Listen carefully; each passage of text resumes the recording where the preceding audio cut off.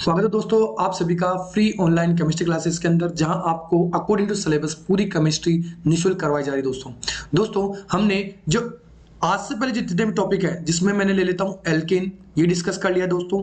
Alkene discuss कर लिया है, एल्काइन डिस्कस कर लिया है, halo alkane, halo alkane discuss कर लिया है। इसके अलावा दोस्तों मैं आपको बता दूं, जियोमेट्रिकल आइसोमर्स डिस्कस कर चुका हूं, R and S nomenclature discuss कर चुका हूं। ये सारी की सारी जितनी भी क्लासेस मैं ले रहा हूं दोस्तों, वो बिल्कुल निःशुल्क क्लासेस में आपको प्रोवाइड करवा रहा हूं, जहां मैं आपको थ्योरी भी प्रोवाइड करवा रहा हूं, ऑब्जेक्टिव क्वेश्चंस पे बेस्ड वीडियोस प्रोवाइड करवा रहा हूं। इसके अलावा जो प्रीवियस ईयर क्वेश्चंस हैं उन पे बेस्ड टॉपिक्स भी डे अकॉर्डिंग टू टाइम मैं आपको प्रोवाइड करवा रहा हूं। दोस्तों चैनल पर नए हैं तो जरूर सब्सक्राइब कर लीजिए, ताकि आपको इसी तरह के बहुत सारे वीडियोस आपको अवेलेबल होते रहें। ठीक है दोस्तों, तो चलिए दोस्तों अपन डिस्कस कर रहे थे नेम रिएक्शन का पोर्शन।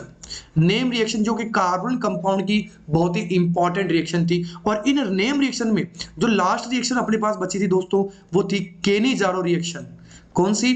केनी-जारो रिएक्शन। और एक अपने पास बची थी केनी-जारो रिएक्शंस के साथ में एक रिएक्शन दोस्तों अपने पास बची थी, ये नेम रिएक्शन का मैं पॉइंट डिस्कस कर रहा था, जिसमें रोजेनमुंड हो चुकी थी, स्टीफन हो चुकी थी, Kucherov reaction, aldol condensation, cross aldol, haloform reaction, ठीक है, और क्लीमेंस रिएक्शन। जो बची हुई रिएक्शन थी दोस्तों, वो थी एक केनी-जारो रिएक्शन और एक वॉल्फ-किश्नर रिडक्शन।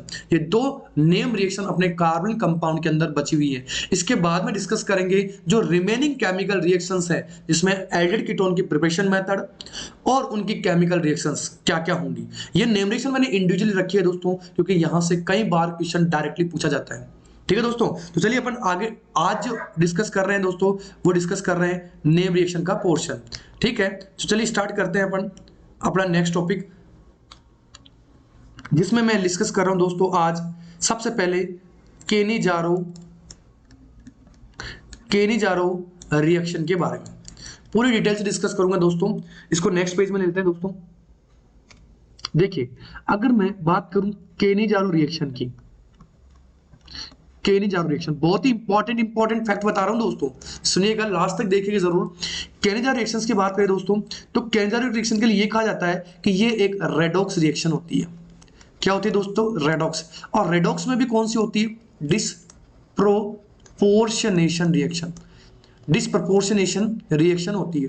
अब इसका मीनिंग क्या होता है? डिस्प्रोपोर्शनेशन का मीनिंग होता है कि ऐसी रिएक्शन जिसमें एक ही मॉलिक्यूल या एक ही कंपाउंड का रिडक्शन भी हो जाए, अपचयन भी हो जाए। रिडक्शन का मतलब अपचयन भी हो जाए, और एक ही मॉलिक्यूल का ऑक्सीडेशन यानी ऑक्सीकरण भी हो जाए दोस्तों। ऐसी रेडॉक्स रिएक्शन क्या कहलाती है? डिस्प्रोपोर्शनेशन रिएक्शन कहलाती है। ऐसी रिएक्शन जिनके अंदर एक ही मॉलिक्यूल ऑक्सीडाइज भी हो जाए और रिड्यूस भी हो जाए, ऐसी रिएक्शन क्या कहलाती है? रेडॉक्स और डिस्प्रोपोर्शनेशन रिएक्शन कहलाती है। अब जो केनी-जारो रिएक्शन है दोस्तों, इसमें ऐसे कंपाउंड अपन यूज करते हैं जिनमें अल्फा कार्बन पर अल्फा हाइड्रोजन क्या होती हैं? एब्सेंट होती हैं, यानी कोई भी अल्फा हाइड्रोजन वहां पर प्रेजेंट नहीं होगी। अब ऐसे अल्फा हाइड्रोजन एब्सेंट वाले कंपाउंड जिनके पास में अल्फा कार्बन पे कोई अल्फा हाइड्रोजन नहीं होती है, वो ही केवल और केवल केनी-जारो रिएक्शन देंगे। इसमें भी बता दूं दोस्तों, ओनली केवल एल्डिहाइड ही ये रिएक्शन देते हैं दोस्तों। अच्छा क्वेश्चन बनता है दोस्तों, केवल और केवल एल्डिहाइड ये रिएक्शन देंगे। अब कौन से एल्डिहाइड है ये बता दूं दोस्तों। तो दोस्तों एक तो ले लेते हैं अपन फॉर्म एल्डिहाइड, दूसरा ले लेता हूं मैं बेंज एल्डिहाइड। देखो, इसमें भी अल्फा कार्बन ही नहीं है तो कोई दिक्कत नहीं, अल्फा हाइड्रोजन एब्सेंट है। लेकिन अगर मैं बेंज एल्डिहाइड की स्ट्रक्चर की बात करूं दोस्तों, तो ये कुछ इस तरह से मैं कार्बन स्ट्रक्चर लेकर के मैं समझा देता हूं।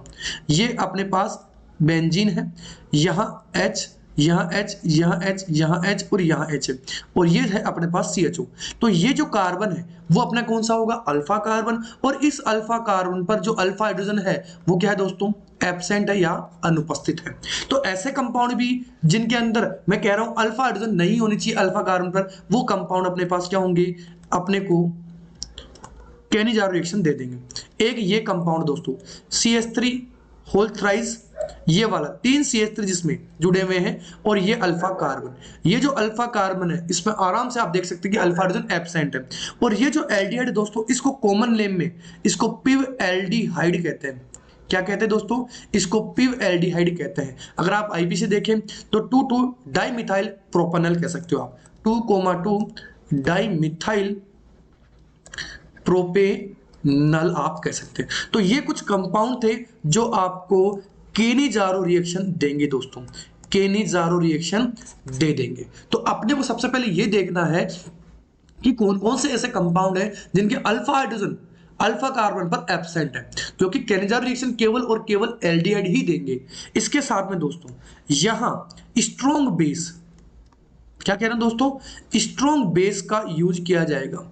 स्ट्रॉन्ग बेस का मतलब प्रबल क्षार, प्रबल क्षार का प्रयोग किया जाएगा, और वो हो सकता है दोस्तों NaOH या KOH। तो ये इसकी कुछ कंडीशंस हैं दोस्तों। अगर ये कंडीशन आपको याद है तो आपका 100% ये क्वेश्चन अटेम्प्ट हो जाएगा, कोई गलती नहीं होगी। चलिए आगे देखिए दोस्तों, रिएक्शन में लेता हूं सबसे पहले फॉर्मएल्डिहाइड को लेकर के। फॉर्मएल्डिहाइड ले लिया मैंने और यहां डाल दिया मैंने स्ट्रॉन्ग बेस, और मैंने कहा कि यहां कौन कौन से प्रोडक्ट बनेंगे। तो मैंने कहा कि इसके अंदर इसके 2 मोल यूज होंगे दोस्तों। क्या होते हैं 2 मोल। 2 मोल में से ये ध्यान रखना है कि एक तो हो जाएगा रिडक्शन, एक का क्या हो जाएगा रिडक्शन, किसमें अंदर, एल्कोहल के अंदर। यानी एक तो रिड्यूस होकर के क्या बना देगा, एल्कोहल का निर्माण करेगा या एल्कोहल का फॉर्मेशन करेगा। दूसरा दोस्तों ऑक्सीडाइज्ड होगा, यानी दूसरे क्या होगा, दूसरे मोल का ऑक्सीडेशन। एक ही कंपाउंड लेंगे, एक ही टाइप के 2 मोल लेंगे, ठीक है। यानी यहां फॉर्मएल्डिहाइड के 2 मोल लेते हैं, लेकिन एग्जाम में कभी भी आपको 2 मोल लिखे हुए नहीं मिलते दोस्तों। ये सेल्फ अंडरस्टूड होता है, अपने खुद को पता होना जरूरी है। तो ये देखिए जब ऑक्सीडाइज होगा तो ये सोडियम या potassium salt of carboxylic acid, यानी कार्बोक्सिलिक एसिड का सोडियम या पोटेशियम साल्ट ये बनाएगा। जैसे अगर मैं फॉर्मएल्डिहाइड लेता दोस्तों, तो देखिए दोस्तों यहां इसके 2 मोल मैं ले रहा हूं, यहां लिख रहा हूं मैं आपको, और यहां मैंने ले लिया जैसे NaOH ले लिया दोस्तों, NaOH ले लिया मैंने। तो NaOH की प्रेजेंस में 1 मोल, कोई सा भी 1 मोल रिड्यूस होकर के एल्कोहल का फॉर्मेशन करेगा। अब एक कार्बन है तो एक कार्बन का एल्कोहल क्या बनेगा, मिथाइल एल्कोहल या मिथेनॉल। और दूसरा कोई सा भी इनमें से ऑक्सीडाइज होकर के दोस्तों ये क्या बना लेगा, sodium salt of carboxylic acid, जिसको आप कह सकते हो सोडियम फॉर्मेट या सोडियम मिथेनॉइड। ऐसे दोस्तों दूसरा एग्जांपल लूं मैं पिव एल्डिहाइड का। अब देखो इसमें आपको ये समझ में आ गया वो दोस्तों कि इसमें जो रिएक्शन हो रही है वो केवल इस एल्डिहाइड ग्रुप की हो रही है, ये चीज समझनी है। इस एल्डिहाइड ग्रुप को ही आपको रिड्यूस करना है और इस एल्डिहाइड ग्रुप को आपको ऑक्सीडाइज करना है। तो जब ये इसके 2 मोल में जब मैं यहाँ NaOH या स्ट्रॉन्ग बेस ले लूंगा तो ये CHO एक बार तो क्या हो जाएगा, रिड्यूस होकर के एल्कोहल का निर्माण करेगा, यानी एल्कोहल का फॉर्मेशन करेगा, नियोपेंटाइल एल्कोहल बना लेगा। और दूसरी कंडीशन में यही ऑक्सीडाइज होकर के यही ग्रुप ऑक्सीडाइज हो जाएगा दोस्तों, C डबल बॉन्ड ONA बना लेगा, तो sodium salt of carboxylic acid बना लेगा। तीसरा एग्जांपल लेते हैं, देखो तीसरा एग्जांपल लेते हैं दोस्तों अपन बेंज एल्डिहाइड का। अब मैं आपको सीधा क्वेश्चन बता रहा हूं दोस्तों, यहां मैंने बेंज एल्डिहाइड ले लिया और मैंने यहां डाल दिया एक स्ट्रॉन्ग बेस, और आपसे पूछा जाएगा कि यहां A और B क्या बना। तो हम जानते हैं कि इसके 2 मोल लेंगे, जिसमें से 1 मोल 2 मोल में से 1 मोल तो रिड्यूस होकर के क्या बना लेगा, CHO किस में चेंज हो जाएगा, CH2OH में, यानी एल्कोहल बना लेगा। और इसका जो दूसरा मोल है दोस्तों, दूसरा 1 मोल वो बना लेगा ऑक्सीडाइज होकर के इसका सॉल्ट, यानी किसका, कार्बोक्सिलिक एसिड का सॉल्ट बना लेगा। अब यहाँ सोडियम हुआ तो सोडियम हाइड्रोक्साइड बना दूंगा, सोडियम सॉल्ट बना दूंगा। अगर यहाँ पोटेशियम हुआ तो यहाँ मैं पोटेशियम कर दूंगा। तो इस तरह से मैं केनिजार रिएक्शन को ये कह सकता हूं कि केनिजार रिएक्शन केवल एल्डिहाइड कंपाउंड देते हैं, स्ट्रॉन्ग बेस की प्रेजेंस में होंगे, 2 मोल फॉर्मएल्डिहाइड, 2 मोल एल्डिहाइड लेंगे जिनके अल्फा कार्बन पर अल्फा हाइड्रोजन एब्सेंट होगी, 1 मोल ऑक्सीडाइज होगा और दूसरा मोल रिड्यूस होगा। रिड्यूस होने वाला एल्कोहल बनाएगा और ऑक्सीडाइज होने वाला सोडियम या potassium salt of carboxylic acid का फॉर्मेशन करेगा। यह है अपने पास केनिजारो रिएक्शन, बहुत ही गजब की है और इंपॉर्टेंट रिएक्शन है दोस्तों। क्लियर है? क्लियर तो जरूर लाइक कीजिए और सब्सक्राइब कीजिए दोस्तों। अब अपन नेक्स्ट रिएक्शन की बात करते हैं जो कि इस चैप्टर की लास्ट नेम रिएक्शन है, और वो है वोल्फ-किश्नर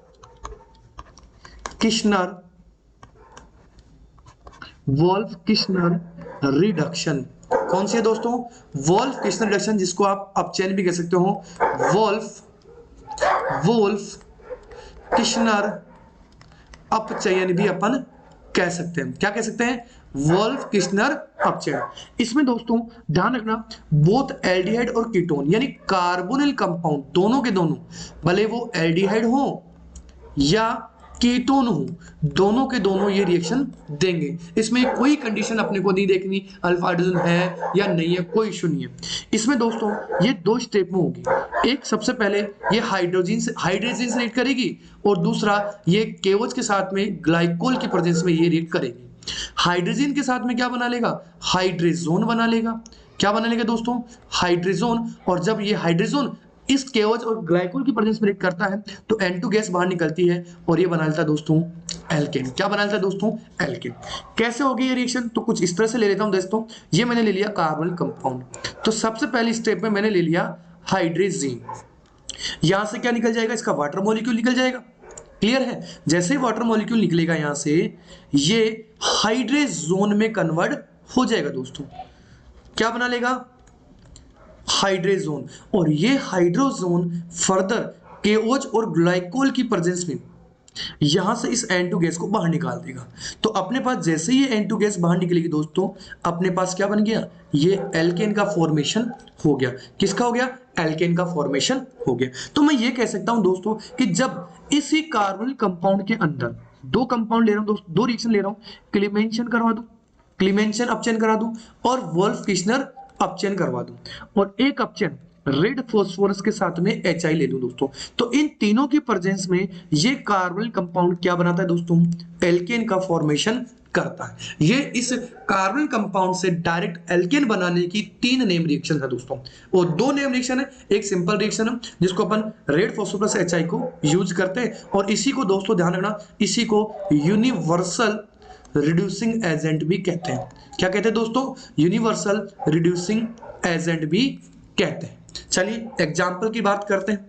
मैंने ले लिया एक कार्बन का फॉर्मएल्डिहाइड, जिसमें सबसे पहले मैंने हाइड्रोजन ले लिया और सेकंड कंडीशन में केओएच के साथ में ग्लाइकोल ले लिया दोस्तों। तो एक कार्बन का एल्डिहाइड है तो एक कार्बन का एल्केन बना देगा मीथेन। अगर मैं इथेनॉल ले लेता दोस्तों, यही कंडीशन ले लेता सेम, तो 2 कार्बन का कंपाउंड बना लेता इथेन। क्या बना लेता दोस्तों? इथेन का फॉर्मेशन कर लेता। तो मैं यही तो कह रहा हूं कि जितने कार्बन है उतने ही कार्बन का वोल्फ किस्नर रिडक्शन जब करवाएंगे कार्बन कंपाउंड का, तो उतने ही कार्बन का वो एल्केन दे देगा दोस्तों। ये थी वोल्फ किस्नर रिडक्शन की कहानी। क्लियर है दोस्तों? कोई सा भी कंपाउंड ले लीजिए दोस्तों, आप कितने ही कार्बन का कार्बन कंपाउंड ले लीजिए तो ये उतने ही कार्बन का एल्केन बना देगा दोस्तों। ये लीजिए, तो 2 पेंटेनोन से अपने पास क्या बन गया? पेंटेन बन गया दोस्तों। तो ये थी दोस्तों 2 नेम रिएक्शन जो बची हुई थी। एक कैनिजारो रिएक्शन जो कि बहुत ही इंपॉर्टेंट है अपने आरपीएससी फर्स्ट ग्रेड एग्जाम के लिए, और एक थी वोल्फ किस्नर रिडक्शन दोस्तों। इसके साथ साथ आपको मैंने कुछ ऑक्सीडेशन वाली वीडियोस भी मैंने डाले हैं, क्योंकि वो वीडियो छोटे छोटे हैं, 5-5, 6-6 मिनट के हैं। वो वीडियोस इसलिए इंपॉर्टेंट है दोस्तों क्योंकि अगर छोटे छोटे क्वेश्चंस अपन कुछ समय के लिए अपन धीरे धीरे एक्स्ट्रा ऐड करते चलते हैं तो वो छोटे छोटे क्वेश्चन आपको आरपीएससी एग्जाम को क्वालिफाई करने के लिए बहुत ही इंपॉर्टेंट रोल अदा करेंगे। इसलिए जो मैं एक्स्ट्रा छोटी छोटी वीडियोस डाल रहा हूं इनऑर्गेनिक के, वो जो शॉर्ट ट्रिक के डाल रहा हूं, वो जो कि मैं एक्स्ट्रा, जैसे मैंने ऑक्सीडेशन स्टेट का डाला, इस तरह के अगर क्वेश्चन वीडियोस डाल रहा हूं तो दोस्तों वो वीडियोस इंपॉर्टेंट होंगे आपके लिए। ये चीज जरूर ध्यान रखनी है। इसके बाद में मैं आपको बता दूं, मैंने ऑक्सीडेशन पूरा करवा दिया, ऑक्सीडेशन स्टेट वाले डायरेक्ट जो क्वेश्चन बनेंगे। इसके अलावा दोस्तों मैं आपको एक एक्स्ट्रा वीडियो नेक्स्ट दूंगा, वो दूंगा फाजान्स रूल का। बहुत ही शानदार ट्रिक मैं आपको दूंगा दोस्तों, सीधी ट्रिक दूंगा, सीधे डायरेक्ट आप उससे जो 4 टॉपिक बेस्ड क्वेश्चन है, मेल्टिंग पॉइंट, ठीक है, दूसरा कोवेलेंट करैक्टर पे बेस्ड, आयनिक करैक्टर पे बेस्ड और पोलराइजेशन या ध्रुवणता पे बेस्ड क्वेश्चंस आपसे डायरेक्टली सॉल्व हो जाएंगे। ठीक है दोस्तों, आई होप आपको ये वीडियो अच्छा लगा होगा। तो दोस्तों चैनल को सब्सक्राइब जरूर कीजिएगा, लाइक जरूर कीजिएगा। ठीक है दोस्तों, चलिए बाय।